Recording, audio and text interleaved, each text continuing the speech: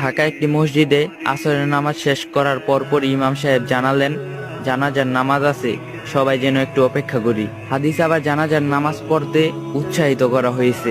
জানাজার নামাজ মানে নিজের জন্য একটা শেফল রিমাইন্ডার।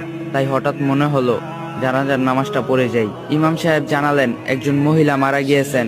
ভদ্র মহিলা স্বামী আপনাদের উদ্দেশ্য করে কিছু কথা বলবেন। একজন 70 বয়স্ক লোক, সাদা পাঞ্জাবি পরা, দাড়িগুলো দবদবে সাদা। ভদ্রলোক শুরু করলেন, আসসালামু আলাইকুম। আপনারা হয়তো আমাকে চিনবেন না, আমি এলাকাতে নতুন এসেছি। আমার স্ত্রী আজ সকালে ফজরের নামাজ পর আল্লাহর কাছে চলে গেছেন। আমরা একসাথে গত 45 বছর ধরে সংসার করছি। একটি ছোট সরকারি চাকরিতে আমার সংসার জীবন শুরু করছিলাম। সারা জীবন চেষ্টা করছি সৎ পথে আয় করার জন্য। আল্লাহর কসম খেয়ে বলতে পারি, আমি জীবনে কোনোদিন অসৎ পথে আয় করিনি। সৎ থাকার কারণে আয় ছিল খুবই সামান্য। আমাদের 3 ছেলে 2 মেয়ে। গ্রামের বাড়িতে বাবা মাকে কিছু